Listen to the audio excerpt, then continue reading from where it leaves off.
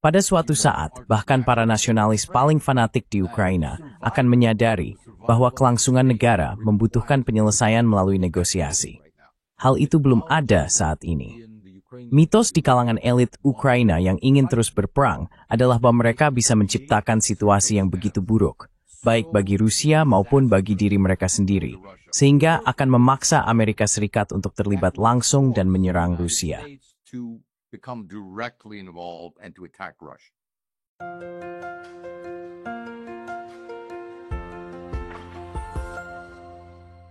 Hello everybody, this is Pascal from Neutrality Studies. Halo semuanya, saya Pascal dari Neutrality Studies. Dan hari ini saya kembali berbicara dengan Dr. Nikolai Petro, seorang profesor ilmu politik di University of Rhode Island dan penulis buku luar biasa, The Tragedy of Ukraine, What Classical Greek Tragedy Can Teach Us About Conflict Resolution. Hari ini kami ingin memberikan pembaruan tentang perang Rusia-Ukraina dan keterlibatan AS di dalamnya. Jadi Nikolai, selamat datang kembali. So, Nikolai, welcome back. Senang bisa bertemu Anda. Well, thanks for taking the time because you've of course. Terima kasih sudah meluangkan waktu, karena Anda tentu saja terus mengikuti perkembangan antara Rusia dan Ukraina. Maksud saya, bagaimana perang itu berkembang. Tetapi Anda juga mencoba menilai sikap Amerika Serikat. Dan baru-baru ini, Anda menulis sebuah artikel tentang doktrin Trump yang diungkapkan oleh J.D. Vance. Mungkin kita mulai dari situ. Apa pendapat Anda tentang pernyataan tersebut? What's your take on this pronouncement? Well, I didn't think very much. Ya, saya tidak terlalu memikirkannya, karena menurut saya, itu sebenarnya bukan sebuah doktrin. Itu lebih merupakan pembenaran atas keputusan-keputusan yang telah diambil, tanpa ada hal yang benar-benar bersifat doktrinal di dalamnya. Sebuah doktrin seharusnya menjelaskan tujuan dari tindakan dalam konteks yang lebih luas, dan menawarkan visi yang bisa diterapkan pada situasi lain, menjelaskan persamaan dan perbedaan yang akan menentukan penerapan jenis tindakan tertentu. Yang lebih penting lagi, menurut saya, sebuah doktrin memiliki visi ideal tentang dunia, dan dalam hal ini, peran Amerika di dalamnya. Dan tidak ada satupun dari hal itu yang menjadi bagian dari apa yang dibicarakan oleh Wakil Presiden. Sebaliknya, yang dia lakukan hanyalah memberi selamat kepada atasannya, Presiden, atas pekerjaan yang telah dilakukan dengan baik. The president on a job well done, and he did so arguing. Dan dia melakukannya dengan berargumen bahwa Amerika telah melakukan hal yang benar di Iran dalam 3 cara. Pertama, dia mengatakan bahwa apa yang telah dilakukan Amerika adalah merumuskan kepentingan Amerika yang jelas. Kemudian, Amerika telah mencoba dan akan terus mencoba apa yang dia sebut sebagai diplomasi agresif dalam mengejar kepentingan-kepentingan tersebut. Dan terakhir, dia mengatakan bukan jika, tetapi ketika diplomasi agresif itu gagal, Amerika akan dengan senang hati menggunakan kekuatan militer yang luar biasa untuk menyelesaikan masalah. Dan saya melihat masalah besar pada masing-masing posisi ini. Jadi, pada poin pertama, merumuskan kepentingan Amerika yang jelas. Itulah yang selalu menjadi keluhan terhadap kebijakan luar negeri Amerika. Ada terlalu banyak kepentingan yang saling bertentangan. There are too many conflicting interests. But beyond that, what is most obvious. Tapi selain itu, yang paling jelas kurang dalam rumusan ini adalah bahwa kita mengartikulasikan kepentingan kita tanpa memperhatikan kepentingan negara lain. Dengan kata lain, seolah-olah kita sendirian di dunia. Dan itu adalah posisi yang bodoh untuk diambil, dan yang selalu akan membawa pada bencana. Jika kita hanya melihat kepentingan kita sendiri, alih-alih berusaha membangun jembatan antara kepentingan kita dan kepentingan negara lain, kita akan selalu berakhir bertengkar dengan semua orang, termasuk sekutu kita sendiri. Contohnya sekarang adalah memburuknya hubungan Amerika tidak hanya dengan negara-negara Eropa, tetapi juga bahkan dengan Kanada dan Meksiko, tetangga terdekat kita, dan juga Jepang. Ya, sebenarnya dengan semua orang tidak mengherankan. Jadi yang kedua, diplomasi yang agresif. So secondly, aggressive diplomacy. Well, I don't think he meant aggression. Ya, saya rasa dia tidak bermaksud agresi diplomatik. Saya pikir maksudnya adalah bersikap sangat tekun dalam hubungan diplomatik Amerika. Tapi sayangnya, bukan begitu cara diplomasi dijalankan. Diplomasi yang sukses selalu merupakan hasil dari negosiasi dan pertimbangan yang sabar. Dan negosiasi itu harus sekali lagi selaras dengan mendengarkan kepentingan pihak lain dan bersedia mempertimbangkannya, melakukan dialog. Dan sekali lagi, Gustalis Yip Hofilper atau diplomatik, bisnet step into the world mental, atau pertekspihak atau yang berteriak, and yang diperilas agresif. Itu justru keberenggambikas nevla plan sebenarnya. Well, it's just the antithesis of actual diplomacy. And then, lastly, U.S. military power. Dan terakhir, kekuatan militer AS untuk menyelesaikan masalah. Pertama-tama, para realis klasik sangat memahami bahwa masalah politik, terutama dalam kebijakan luar negeri, tidak diselesaikan. Mereka dikelola. Mereka dikelola untuk sementara waktu, karena aktor politik berubah, keadaan berubah, aliansi politik bergeser ke sana kemari. Dan akibatnya, Anda harus meninggalkan pola pikir bahwa Anda bisa menyelesaikan suatu masalah, lalu melupakannya. Sebaliknya, Yazdanovers Hafiz Human Thurs Thore Borwers is Sworish Pepor to Brain of Noise, is thank teacher with him you make thing. To maintain a balance of interest. This is something that I think Hans. Ini adalah sesuatu yang menurut saya sangat baik dijelaskan oleh Hans Morgenthau, Bapak Realisme. Ia mengatakan bahwa Anda tidak atau seharusnya tidak. Jika Anda bijaksana, seorang pemimpin yang bijaksana, Anda tidak mengejar dominasi di dunia. Anda mengejar keseimbangan, dan itu selalu menjadi permainan menebak. Anda mengincar keseimbangan, lalu melakukan koreksi. Ketika Anda semakin mendekatinya, Anda semakin memahami kepentingan pihak lain, dan bagaimana Anda perlu menyeimbangkan kepentingan mereka dengan kepentingan Anda. Dan ini adalah proses penyempurnaan yang terus-menerus. Akibatnya, seluruh pola pikir di sini, menurut saya adalah pola pikir yang salah untuk mencapai perdamaian internasional dan stabilitas internasional. Jadi saya tidak terkesan.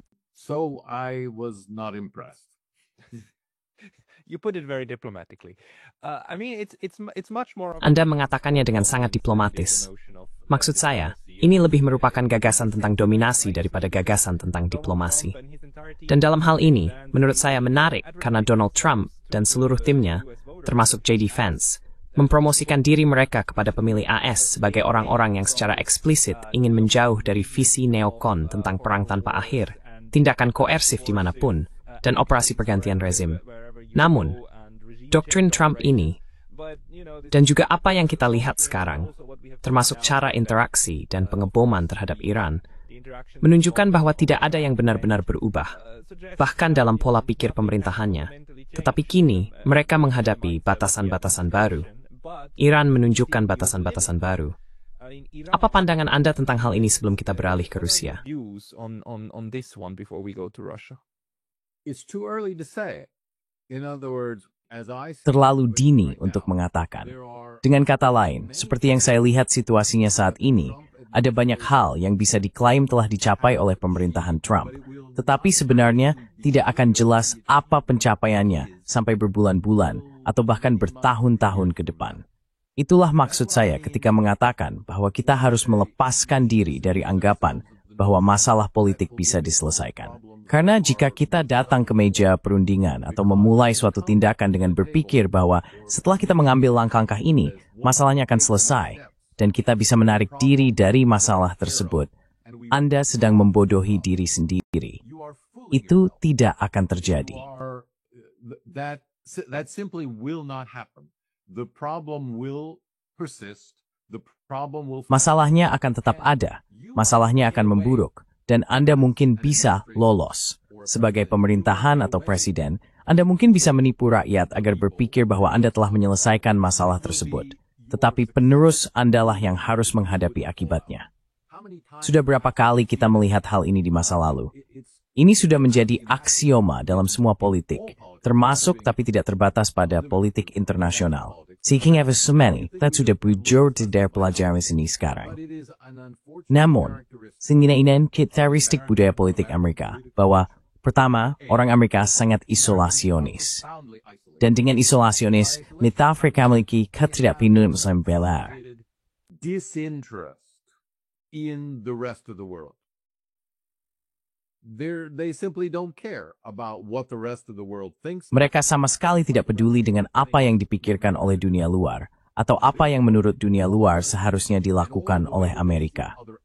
Oleh karena itu, seluruh perhatian mereka, serta cara mereka memandang dan berinteraksi dengan negara lain, selalu melalui kacamata wacana politik Amerika saat ini dan isu apapun yang sedang hangat.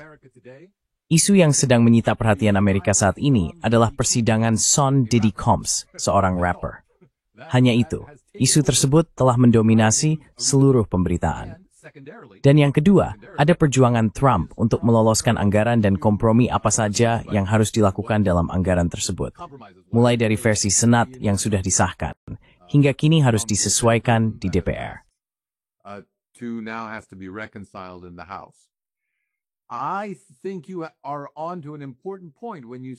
Saya rasa Anda menyentuh poin penting ketika mengatakan ada batasan-batasan yang telah terungkap oleh hal ini. Namun saya ingin menekankan satu hal. Ini bukanlah batasan yang baru. Ini adalah batasan yang baru-baru ini kembali diingatkan kepada kita. Saya berpikir, misalnya, bahwa Trump memiliki tenggat waktu apakah ia bisa bertindak secara militer atau dengan cara lain di Timur Tengah. Dan tenggat waktu itu adalah bahwa ia harus memulai tindakannya sebelum agenda beralih ke ranah domestik dan kembali ke pembahasan anggaran. Karena sekarang hal itu telah menjadi sangat menyita perhatian. Sehingga, jika ia harus menangani urusan kebijakan luar negeri saat ini, hal itu akan menjadi tidak dapat didamaikan.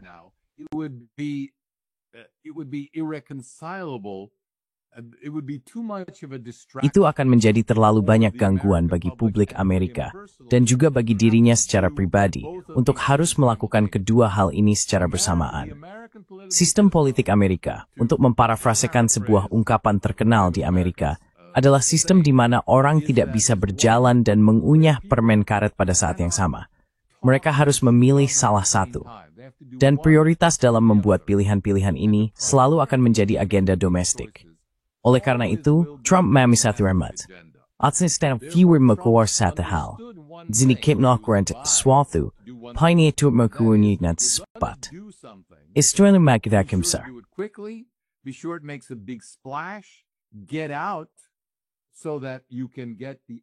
Keluar saja agar Anda bisa mendapatkan pujian karena telah melakukan sesuatu, menyelesaikan, mengambil tindakan tegas, lalu langsung melanjutkan dari peningkatan persepsi publik itu ke pertarungan domestik Anda berikutnya. Sekarang soal anggaran yang sangat menentukan bagi Anda dan dari mana Anda tidak boleh teralihkan. Namun, konsekuensi dari apa yang telah Anda lakukan, kita tidak perlu menanganinya. Kita bisa sepenuhnya mengabaikannya untuk masa mendatang, mungkin bahkan berbulan-bulan. Ngomong-ngomong, menurut saya, perang di Ukraina saat ini juga berada dalam kategori yang sama, seperti halnya setiap krisis internasional lain yang sedang atau berpotensi terjadi.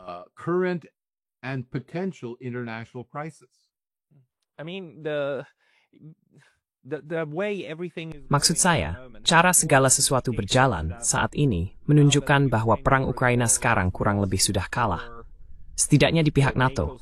Setidaknya sudah sangat jelas bahwa hasilnya sama sekali tidak mendekati apa yang dibayangkan oleh pihak NATO. Dan Amerika Serikat mulai kehilangan minat, sehingga Iran menjadi semacam hal berikutnya, perang berikutnya yang akan melibatkan AS. Tapi cara Anda mengatakannya bahkan bisa menjadi indikasi bahwa AS sebenarnya ingin lebih fokus pada masalah domestiknya sendiri. Tapi bagaimana menurut Anda? Lalu mari kita bicara tentang Ukraina. Dan menurut Anda bagaimana keadaannya, serta bagaimana kaitannya dengan Iran dan solipsisme Amerika Serikat?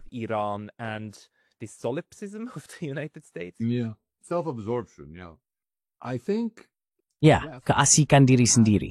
Saya pikir Barat memiliki harapan bahwa Rusia akan dikalahkan. Strategi awalnya memang untuk kekalahan strategis, seperti yang dikatakan mantan Menteri Pertahanan Austin. Rusia, itu tujuannya.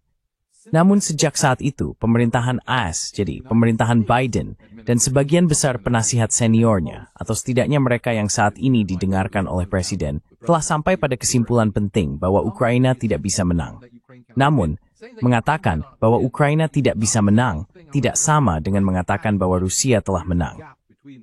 Ada celah di antara keduanya. Dan di suatu tempat dalam celah itu, saat ini pemerintahan AS memiliki kepentingan agar hasil akhir, apapun itu, lebih mendekati situasi, di mana Ukraina secara masuk akal tidak terlalu banyak kehilangan, dibandingkan dengan Rusia yang jelas-jelas menang.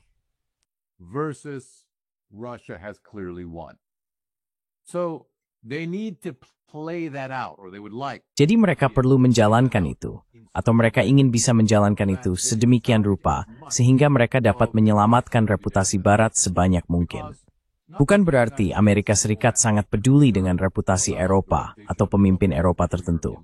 Namun, masalahnya adalah NATO tetap menjadi bagian dari kerangka aliansi Amerika Serikat. Dan Amerika Serikat dapat menggunakan NATO untuk berbagai manuver yang berpotensi defensif, tetapi juga ekspedisi jika diperlukan di seluruh dunia. Semua pembicaraan selama setahun terakhir tentang memperluas NATO ke Asia, ke Amerika Latin, ke konfigurasi seperti NATO bertujuan untuk itu. Jadi itu tidak akan berhasil jika NATO dianggap gagal dalam ujian penting ini. Maka sangat penting bagi pemerintahan Amerika manapun untuk mencegah NATO dipandang sebagai telah gagal. To prevent NATO from being seen as having failed. This becomes more and more difficult as the war goes on. Hal ini menjadi semakin sulit seiring berjalannya perang. Itulah sebabnya saya pikir inilah alasan utama mengapa pemerintahan Trump ingin perang ini segera berakhir. Karena mereka bisa melihat bahwa hasil akhirnya, seperti yang telah berulang kali dikatakan Putin, hanya akan menjadi lebih buruk bagi Ukraina. Para pemimpin Eropa tampaknya menyangkal hal ini. Mereka benar-benar menolak untuk menerima kenyataan ini. Ini adalah situasi yang sangat menarik dan aneh, karena di satu sisi, mereka menolak hal ini sebagai propaganda Rusia, ketika Putin menyampaikan bahwa semakin lama negosiasi yang bisa mengakhiri konflik ini ditunda, dengan mendukung Ukraina secara militer dan secara aktif mencegah atau menghalanginya untuk bernegosiasi gencatan senjata, seperti yang terjadi selama 3 tahun terakhir, maka hasilnya hanya akan menjadi lebih buruk. Then, the result will only be worse. Now, however, the main Namun sekarang, pendukung utama dari apa yang sebelumnya disebut sebagai propaganda Rusia adalah Donald Trump. Dan akibatnya muncul semacam skizofrenia, ada kemunafikan yang begitu jelas. Ketika para pemimpin NATO berkumpul, mereka saling bertentangan secara konsisten dalam waktu yang sangat singkat, dan akibatnya kontradiksi ini menjadi nyata.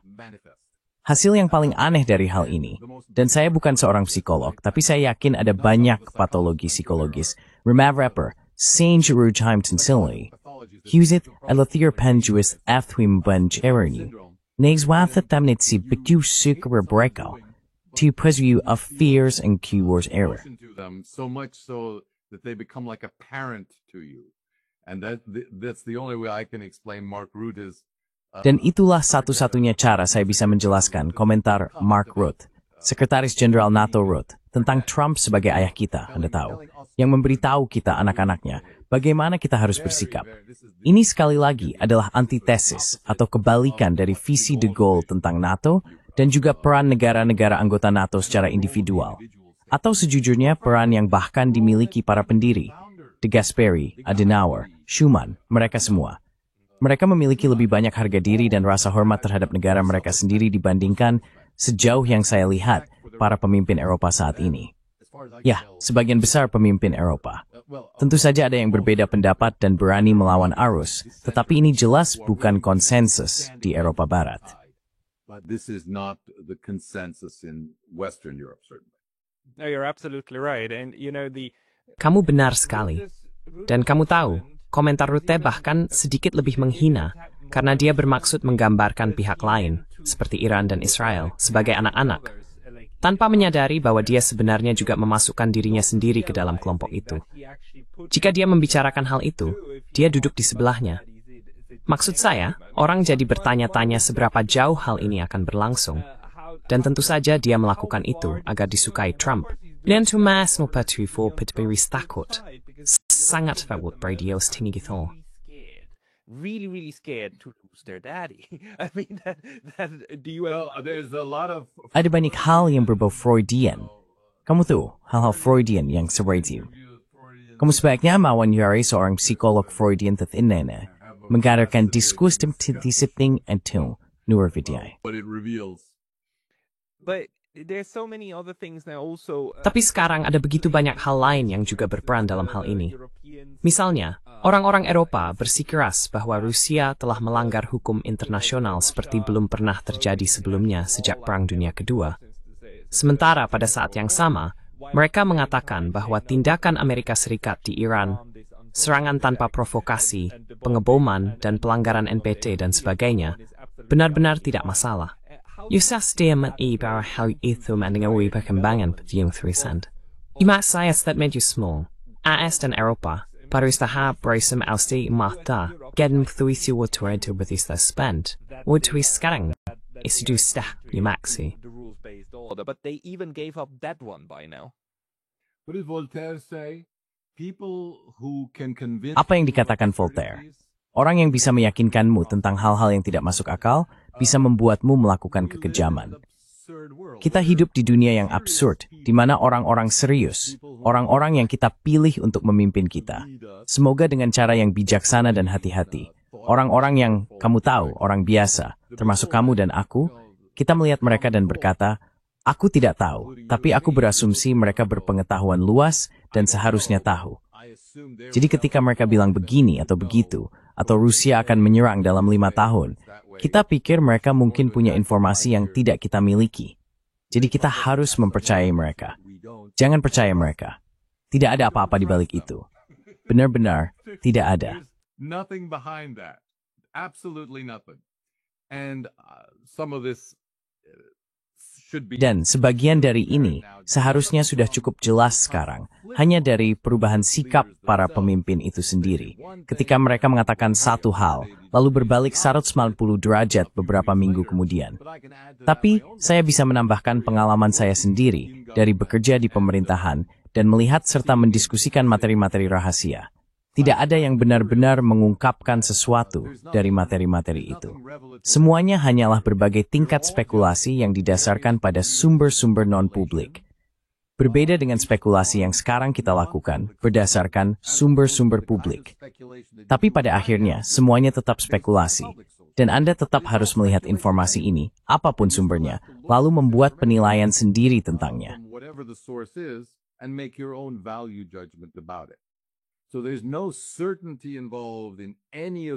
Jadi tidak ada kepastian dalam prediksi-prediksi ini, dalam penilaian intelijen apapun. Dan ketika Anda membaca keterangan detail tentang penilaian intelijen dari CIA MI-NAP atau BND di Jerman, semuanya memberikan celah untuk melepaskan tanggung jawab ketika Anda membaca keterangan detailnya. Mereka selalu mengatakan, ini hanya perkiraan. Kami tidak membuat prediksi yang 100% pasti. Kami hanya memperkirakan probabilitasnya. Jadi, ketika ternyata hasilnya benar-benar berlawanan dengan apa yang mereka perkirakan akan terjadi, ya, itulah kenyataannya pada saat itu. Siapa yang bisa tahu? Yeah, but this is one of the reasons why you want to have Ya, rational tapi inilah salah satu alasan mengapa kita ingin memiliki pemimpin yang rasional dan orang-orang yang rasional di seluruh struktur pemerintahan. Persepsi saya adalah saat ini, kita berada pada titik tertinggi dalam hal irasionalitas di AS dan Eropa. Keputusan diambil berdasarkan alasan yang hampir tidak ada hubungannya dengan alasan yang dikemukakan. Bahkan terkadang bertentangan dengan apa yang, dengan argumen yang sangat baik, bisa disebut sebagai kepentingan nasional. Ambil contoh Jerman, dan fakta bahwa mereka membiarkan pipa gas mereka diledakkan, membiarkannya begitu saja, dan membiarkan Amerika Serikat mengancam Mesir, dan seterusnya.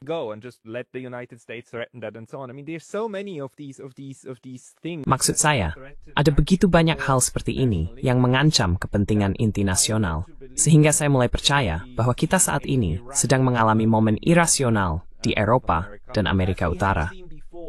Seperti yang telah kita lihat sebelumnya, misalnya, bagaimana para pemimpin Rusia selama pembersihan merah dan seterusnya bertindak melawan rakyatnya sendiri. Kita juga telah melihat hal itu di Tiongkok, dengan beberapa keputusan yang menyebabkan kematian jutaan orang di dalam negeri, dan meruntuhkan budaya mereka sendiri. Ada momen-momen irasional dalam sistem.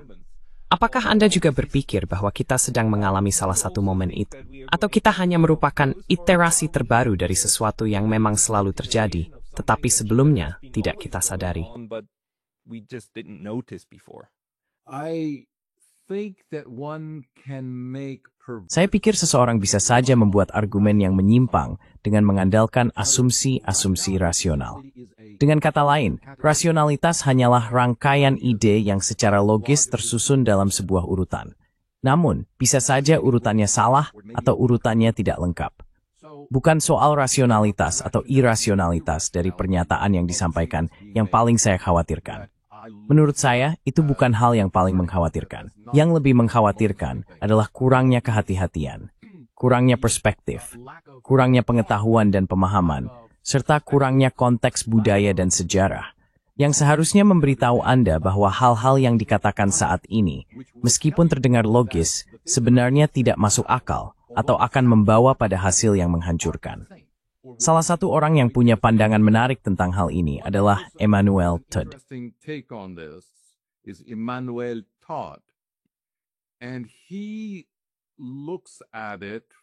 Dan dia melihatnya dari sudut pandang yang agak religius, atau dia mengambil konteks religius. Dia mengatakan bahwa kita sedang memasuki fase nihilisme, kehilangan kepercayaan pada apapun.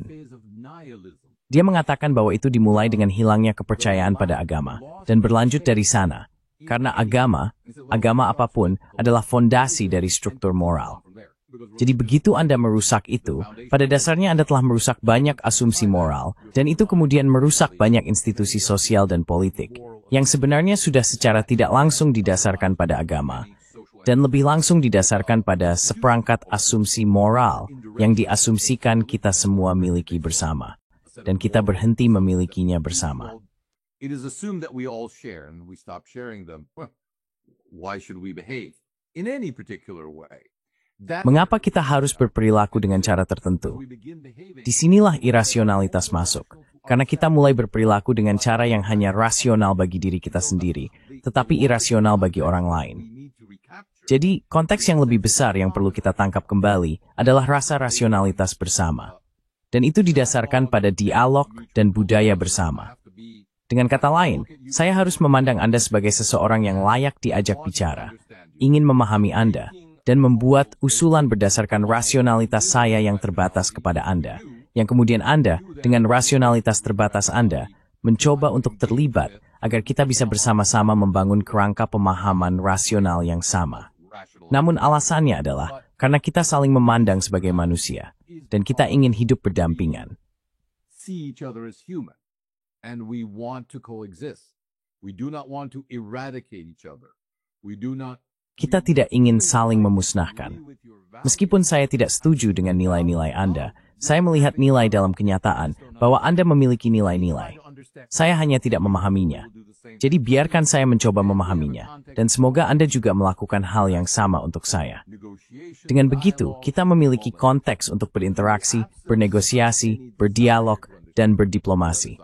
Namun jika tidak ada keinginan untuk memahami pihak lain, jika kita hanya berfokus pada hegemoni, dominasi, diplomasi agresif, kekuatmata untuk menyelesaikan terus, setiap ini dituaptai.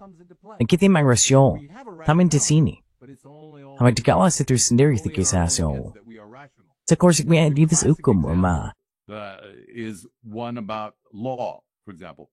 America says, well, we are a nation of Amerika berkata, ya, kami adalah negara hukum, dan kami menghormati serta menegakkan hukum internasional. Lalu Anda bertanya, lalu, apa dasar keputusan untuk katakanlah melanggar hukum internasional dalam kasus Irak, dalam kasus Iran, atau wilayah lain? Ya, kami membuat penilaian hukum kami sendiri. Semua pengacara hebat di Departemen Hukum, Departemen Luar Negeri, mereka menemukan bahwa ini sepenuhnya legal.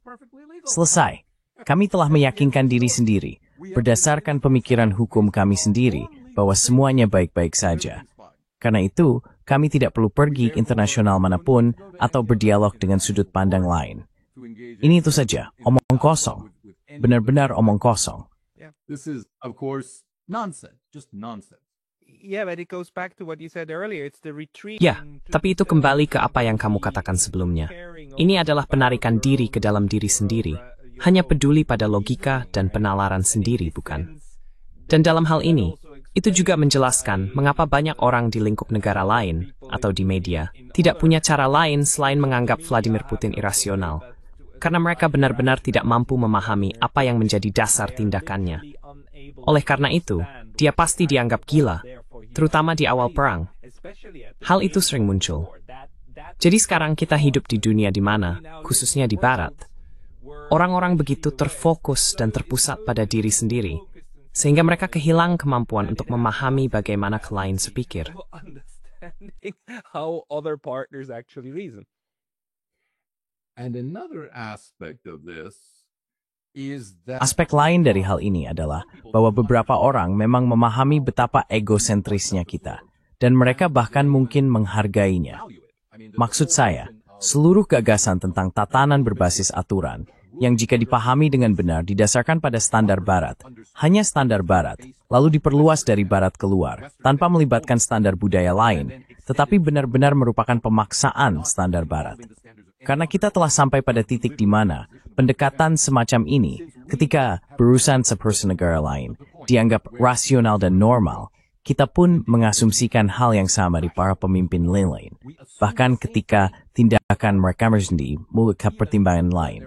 actions may be driven by other considerations.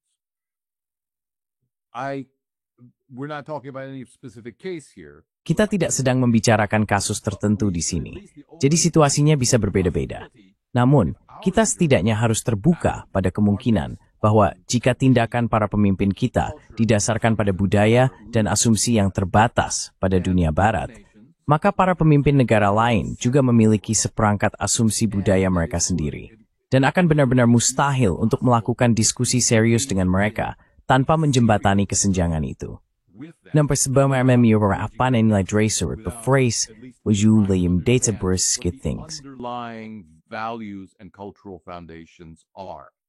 One of the reasons that Salah satu alasan mengapa dunia multipolar begitu menarik bagi banyak negara lain dibandingkan dengan tatanan berbasis aturan hegemonik yang dijalankan Barat selama beberapa dekade terakhir, jika tidak lebih lama, adalah karena dunia multipolar dimulai dengan pernyataan kesetaraan nilai dan kesetaraan budaya. Jadi, multipolaritas bukanlah tujuan utama, melainkan manfaat yang dihasilkan dari pengakuan dan penghormatan terhadap budaya lain dalam mengakui keberagamannya. Ketika budaya saling menghormati, hasil alaminya ada multipolaritas. Ketika budaya tidak saling menghormati, yang terjadi adalah memicu emang dunia unipolar, yang kesnya setiap istilah kekuatan force. unipolar world which must be imposed by force. Absolutely. This is a wonderful way of Tentu saja. summarizing it. Ini adalah cara yang luar biasa untuk merangkumnya. Dan ini menyiratkan begitu banyak kelemahan. Anda tahu, seolah-olah hal ini tidak mungkin dilakukan. Cara Eropa keduanya memikirkan bagaimana Iran harus ditangani sama sekali mengabaikan fakta bahwa Iran dan Ayatollah Khomeini memiliki fatwa terhadap senjata nuklir. Dan bahwa Anda bisa menggunakan fatwa ini, Anda bisa menggunakan pendekatan Islam terhadap hukum internasional, yang memang berbeda, tapi tetap ada. Dan jelas, mereka memiliki banyak kekuatan. Tidak pernah sama sekali tidak pernah terlintas dalam pikiran siapapun bahwa Anda bisa mencoba bekerja pada aspek itu. Sebaliknya, satu-satunya pendekatan adalah, mari pastikan bahwa visi kita tentang bagaimana NPT harus diterapkan, dipaksakan kepada mereka. Itu sangat disayangkan. Sungguh sangat disayangkan. Another way to phrase the same idea. Cara lain untuk mengungkapkan gagasan yang sama, kembali ke doktrin Vance atau doktrin Trump, adalah bahwa multipolaritas memiliki potensi, menurut saya, untuk menjadi sebuah doktrin nyata, untuk mengusulkan visi dunia yang terstruktur yang akan menyediakan mekanisme interaksi. Masalah yang sama akan muncul. Hanya saja masalah tersebut akan dihadapi bukan melalui satu set institusi atau dengan satu cara, tetapi tergantung pada situasinya. In negara Ox, mungkin terjebak, mungkin bis dinaik, dalam konteks regional, mungkin demi konteks skaltes. How negara struktur ketuai. Everything should be considered fluid in this structure. But nevertheless, the structure has a Namun demikian, struktur internasional itu sendiri didasarkan pada prinsip saling menghormati. Dan selama rasa hormat itu tetap menjadi inti, maka struktur tersebut memiliki tema yang membimbing. Sama seperti di masa lalu, ketika lebih dihormati, demokrasi menawarkan tema seperti itu bagi NATO di tahun-tahun awalnya. Namun sayangnya, demokrasi pada dasarnya kini telah menjadi kolonialisme budaya di Barat. Jadi saya tidak membayangkan visi second sword dengan America First, yang sebenarnya berkalam dengan. Ito ang naskap pitmending ang main thing. PGM, it healings and poor. That's all it is. Self-congratulation. Yeah, and dominance. Ya, dan dominasi, kebutuhan akan dominasi.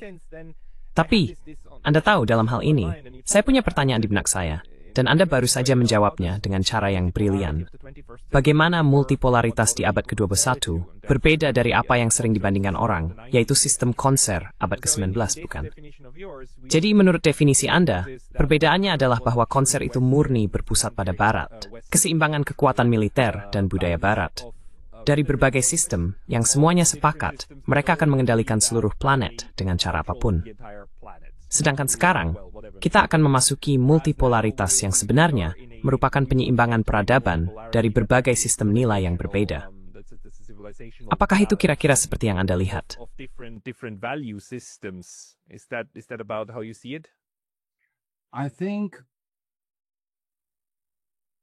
Saya pikir perjanjian-perjanjian dan negosiasi yang terus-menerus yang menjadi ciri khas Concert of Europe pada abad ke-19 cukup berhasil, relatif berhasil, di wilayah Eropa sendiri. Tetapi sistem ini runtuh ketika meluas menjadi sistem imperial. Sistem ini mulai rapuh di wilayah koloni dan menyebabkan konflik di sana yang begitu nyata hingga akhirnya merembet ke Eropa sendiri. Dan jelas bahwa ketika dunia tidak bisa diisolasi, di dunia mana melayam pinggir ahwag bilak takru dari Eropa, Concert of European Powers tidak bisa bertahan.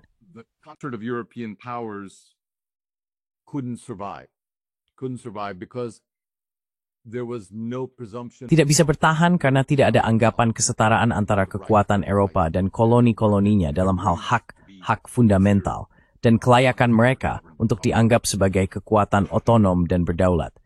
Itulah tantangan bagi multipolaritas, menjadikan sistem seperti itu sebagai sistem global dan mengembangkan apa yang harus menjadi semacam arsitektur dan kerangka kerja untuk menangani masalah. Masih terlalu dini untuk menyatakan apakah upaya ini akan berhasil atau tidak.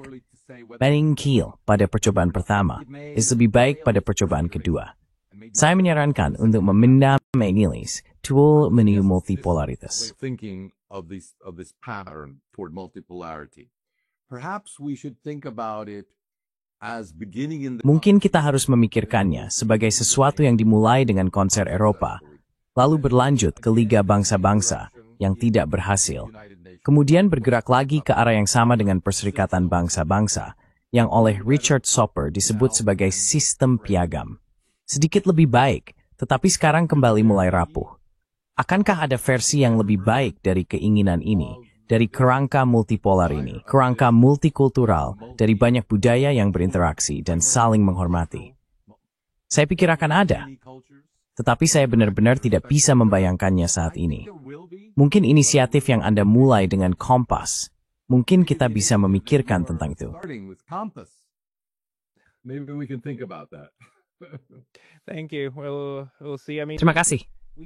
Ya, kita lihat saja nanti. Maksud saya, jika kita tidak bisa membayangkannya, sulit untuk melihat bagaimana hal itu bisa terjadi.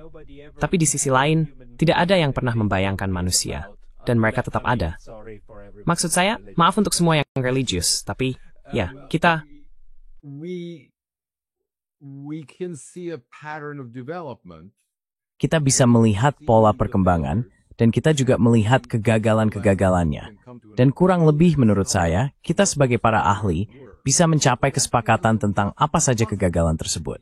Jadi, itu sudah cukup memberi kita gambaran untuk mulai melihat masalah-masalah di masa depan dan bertanya, apa sebenarnya masalahnya?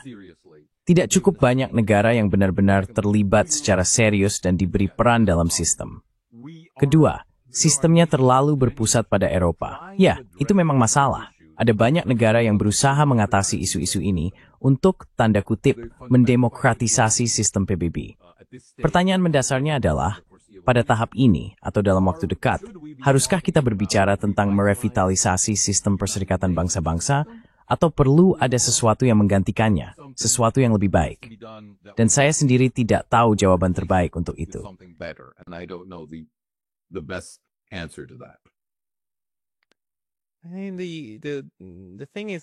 Maksud saya begini, kita punya begitu banyak hal yang, meskipun ada perang, sebenarnya kita sepakat dan tidak mempermasalahkannya. Maksud saya tidak pernah ada, selama perang Rusia-Ukraina, atau sekarang konflik Israel-Iran-AS, yang mengusulkan untuk keluar dari Perserikatan Bangsa-Bangsa. Tidak ada. Maksud saya, PBB memang sering dikritik secara universal, tapi juga diterima secara universal. Tidak ada yang pernah berkata, saya ingin secara aktif meruntuhkan hukum internasional. Mereka semua mengklaim hukum internasional ada di pihak mereka, tapi tidak ada yang berkata, saya ingin meruntuhkannya. Tidak ada yang benar-benar berkata, ingin meruntuhkan hak asasi manusia. Semua orang bilang itu baik, tapi kemudian ada hal lain yang muncul. They are good, but, and then comes something. So there are these indications of how this. Jadi ada indikasi-indikasi tentang bagaimana planet dengan 8 miliar penduduk ini ingin bergerak maju. Arsitektur seperti apa yang akan berhasil. Dan menurut saya, dalam konteks ini, BRICS sangat-sangat penting, tentu saja. Dan Ibu Kneissel, mantan Menteri Luar Negeri Austria, baru-baru ini tampil di kanal Glenn Deason, dan dia mengatakan BRICS membutuhkan lebih banyak sentralisasi, membutuhkan sekretariat, membutuhkan lebih banyak formalisasi. Dan saya punya perasaan dalam diri saya yang mengatakan, tidak, itu bukan jalan yang tepat. Karena formalisasi dan penciptaan institusi serta membangun piramida dari atas ke bawah dan sebagainya, itu adalah cara khas Eropa dalam menstrukturkan sesuatu, bukannya menstrukturkannya secara tidak langsung. Instead of structuring it indirectly. There are Ada cara-cara lain untuk mengambil keputusan selain cara hierarkis. Ada cara-cara mengorganisasi politik dengan tanggung jawab yang lebih atau kurang bersifat lokal. Jadi federalisme, konfederalisme, dan semua itu perlu dibahas. Jika kita akan memiliki sistem internasional yang memaksa negara-negara yang bertindak tidak semestinya, atau jangan kita sebut tidak semestinya, mungkin itu bukan kata yang tepat. Saya suka kata dosa, tapi dosa sebagai hamartia, yaitu meleset tudnon. Bukan thorim, bukan sebab pengucilan. Anda tidak pernah ingin mukis kelempang. Yaitu nembata, izinkan menjelaskan bubuk tutimi aim berkuliaran, and memakutan hang. Why we think you're not right or not doing the right thing.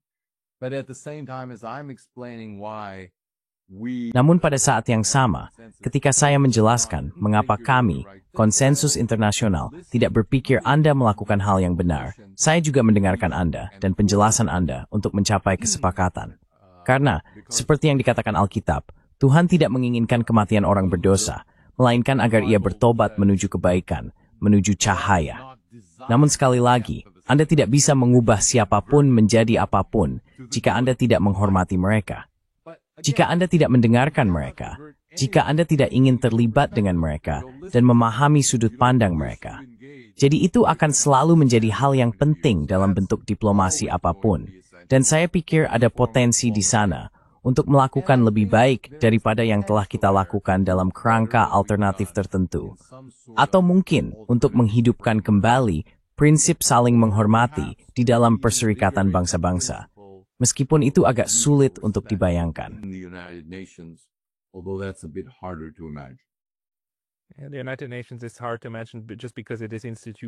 Perserikatan Bangsa-Bangsa sulit untuk dibayangkan. Karena secara institusional dan dalam hal dinamika kekuasaan, sekarang terjebak di posisi yang sangat tidak menyenangkan. Maksud saya, ada konsep untuk itu. Ketika Anda terjebak di suatu posisi, dan sebenarnya bisa melangkah jauh lebih tinggi, tapi Anda terperangkap di sini. Pokoknya, lingkaran setan. Lingkaran setan. Mungkin satu hal terakhir sebelum kita akhiri. Hisap mau strides tentang Ukraina dan Rusia langsung. Apa Anda pikir sudah termitigasi akhir dari tahap pertempuran dalam konflik ini? Apa yang dimaksud dengan dekat? What do you mean by near? Apakah VSM Stripcups dekat tinggi tualiter? Within a year. I mean, Dalam setahun. Maksud saya, kita melihat bagaimana Rusia sekarang semakin banyak menguasai wilayah dan semakin mendekati Dnieper. serta juga hampir mencapai superioritas udara penuh dan sebagainya. Jadi kita semakin mendekati titik di mana Rusia harus mengambil keputusan. Apakah kita akan tetap di timur, atau kita akan bergerak ke barat? Dan saya sulit membayangkan mereka benar-benar memutuskan untuk maju. Anda tahu, sampai ke Galicia, Etrucoi tampak seperti tindakan bunuh diri. Putus asa bagi Anda. Suicidal proposition, but I mean, how do you see it? Dalam waktu 1 tahun, jika tren saat ini berlanjut, saya membayangkan negara-negara lain, pendukung Ukraina lainnya, akan mengikuti jejak Amerika Serikat. Mereka akan dengan sederhana berkata, kami mengakui bahwa Trump benar, dan kami sekarang mengerti. Dan dengan berbagai alasan, baik domestik maupun luar negeri, mereka akan berkata, sekarang sudah jelas bahwa tidak ada kemenangan yang bisa diraih untuk Ukraina. Dan kita sebaiknya mendorong negosiasi, mendorong Ukraina untuk menerima negosiasi. Namun tidak akan ada yang terjadi kecuali, pertama, terjadinya terobosan militer yang menentukan kemungkinan besar oleh Rusia, yang mengancam wilayah inti, yang sekarang menjadi jantung Ukraina, wilayah tengah, Dnipro, Kiev, dan menembus Dnipro. Itu akan pukulan psikologis yang besar. That would be a great psychological blow.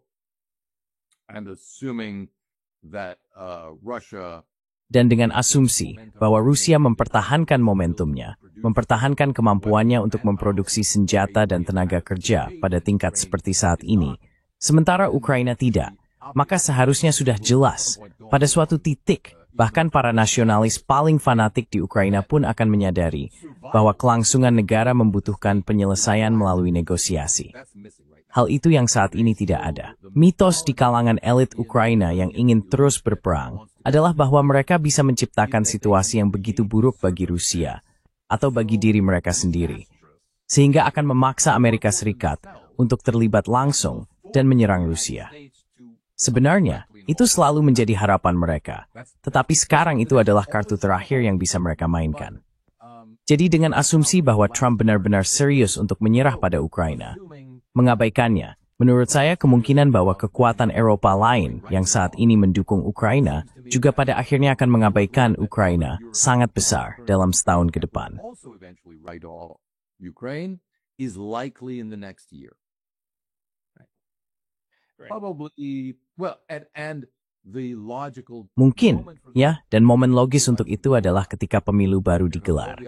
Karena semua partai oposisi terhadap elit politik saat ini, jika mereka, sekali lagi, diizinkan untuk berpartisipasi dalam pemilu oposisi di Eropa Barat, maka jika mereka meraih hasil baik, seperti yang ditunjukkan oleh survei, kita akan memiliki situasi politik yang benar-benar berbeda, dengan orang-orang yang tidak memiliki keterikatan apapun dengan Ukraina, tidak ada komitmen politik, dan yang secara terbuka menyatakan bahwa mereka tidak ingin melanjutkan pertarungan ini dan ingin mengejar perdamaian.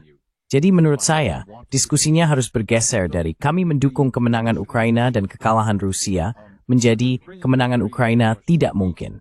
Kekalahan Rusia tidak mungkin. Lalu, untuk apa kita di sini? Untuk perdamaian. We are there for what? Peace. And that is, of course, the position I think. Dan itulah tentu saja posisi yang menurut saya sangat tepat dikemukakan oleh Viktor Orban dan mungkin juga Robert Fico serta Vučić. Ada jalan ketiga, dan jalan ketiga itu bukan tiba-tiba menemukan netralitas, melainkan mengatakan bahwa kebijakan alternatif ini sudah tidak lagi layak dijalankan. Namun ada kebijakan yang layak dan bermanfaat, yaitu mempromosikan perdamaian. Namun, mempromosikan perdamaian berarti secara fundamental menekan kepemimpinan politik Ukraina agar mau bernegosiasi untuk menerima hal-hal yang sebenarnya tidak ingin mereka terima. Dan mereka mungkin tidak akan, saya berspekulasi di sini tentu saja, mereka mungkin tidak bisa menerimanya selama Zelensky masih memimpin. Zelensky harus disingkirkan agar ada sekelompok pihak yang bisa diajak bicara tanpa terbebani oleh warisan perang dan dapat menjalankan kebijakan baru. Legacy of the war and pursue new policies. Yeah, I think that's the most likely outcome. The question. Saya rasa itu adalah hasil yang paling mungkin. Pertanyaannya mungkin, apakah orang-orang Eropa dan Amerika Utara akan pura-pura bahwa kepemimpinan baru didukung oleh mereka? Apakah mereka akan mendukungnya? Atau apakah mereka akan pura-pura bahwa ini Anda tahu, menyingkirkan Tuan Zelensky, membuatnya membentuk pemerintahan di pengasingan demi menjaga muka, lalu mengatakan bahwa rezim baru apapun itu tidak sah, dan seterusnya. Dan mereka adalah kolaborator Rusia demi menjaga muka. Atau apakah perubahan politik di Eropa begitu besar, sehingga mereka benar akan berkata, tidak, inilah jalan ke depan. Kemungkinan besar akan terjadi yang pertama, karena, entahlah, saya tidak bisa melihat bagaimana kepemimpinan saat ini. I don't know. I can't see how the current leadership. It will probably be a combination of both. Mungkin akan menjadi kombinasi keduanya. Karena begitu angin politik berubah, banyak hal menjadi mungkin, dan ada agenda politik positif yang bisa dikejar, yaitu agenda perdamaian. Namun, di saat yang sama ada pertimbangan moral dan rasa kewajiban tertentu terhadap sekutu tadi Ukraina, Zelensky, dan pejabat tinggi lainnya. Nah, apa yang biasanya terjadi di masa lalu dalam situasi seperti ini? Mereka dievakuasi dan diberi jabatan kehormatan. Nalin Dubagenu di Barat. Inung kemimbar agenu, Alexander Skanadiu Shah, Skaniu Madagrawar Kerajaan Afghanistan, dan Baj Skanadiu Stribinnya. Ya. Royal family scenario and endless number of scenarios, yes. All right. Baiklah. Another one in- Ia safi dalam deretan. Orang mising itu mixan nath, ima uinjum Anda namlu temisku Substack stack. Ita po misli itu ang hisi Anda. Is there another place to follow you? No substack. Lay, nu ada Substack. Okay, that's an ad as a scene to dirt into his net. .net. Okay. Nuve, swan hes madus Kenny school of se. Nikolai Pedro, my Mikey Mick, atas like any, sorry Jew. Time today. Ready, Sass Pascal.